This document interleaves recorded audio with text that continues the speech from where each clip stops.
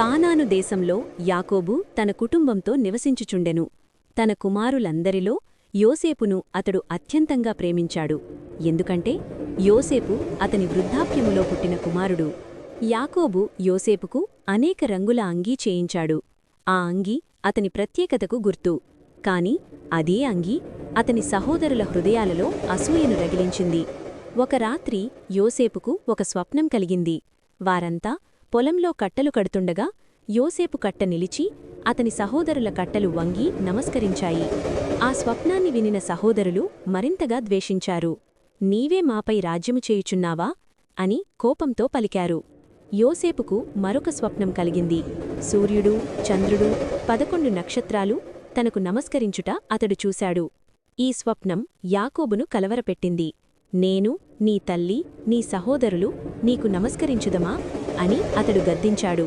కాని ఈ మాటలను అతడు తన హృదయంలో దాచుకున్నాడు. ఒకరోజు యాకోబు యోసేపును తన సహోదరులను చూడమని పంపించాడు. యోసేపు ఒంటరిగా ప్రయాణమయ్యాడు, తన విధి తెలియక. దూరంలో యోసేపును చూచిన సహోదరులు, ఇదిగో స్వప్నకర్త వచ్చుచున్నాడు అని అతనిని చంపుటకు కుట్రపన్నారు. రూబేను వారి చేతుల నుండి యోసేపును రక్షించాలనుకున్నాడు. అతనిని చంపకండి, ఈ గుంటలో వేయండి అని చెప్పాడు. యోసేపును అతని రంగుల అంగీ తొలగించి నీరులేని గుంటలో పడవేశారు. అతని అరుపులు ఆకాశాన్ని చీల్చాయి.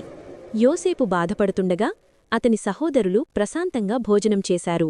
మనిషి హృదయం ఎంత కఠినమవుతుందో అక్కడ వెల్లడయింది. ఇష్మాయేలీయుల వ్యాపారులు వచ్చారు. యూదా మాట విన్నారు. 20 వెండి నాణేలకు యోసేపు అమ్మబడ్డాడు. వారు మేక రక్తంతో అంగీని ముంచి యాకోబుకు చూపించారు. ఇది మీ కుమారునిదేనా అని అడిగారు. యాకోబు తీవ్రంగా విలపించాడు. నా కుమారుడి చనిపోయాడు అని శోకించాడు. అతని హృదయం విరిగిపోయింది. ఇతరవైపు యోసేపు ఈజిప్టుకు తీసుకెళ్లబడ్డాడు. మనుషులు అతనిని వదిలినా దేవుడు అతనిని విడువలేదు.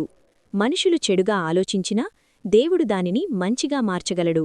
యోసేపు కథ దేవుని యోజనకు సాక్ష్యం.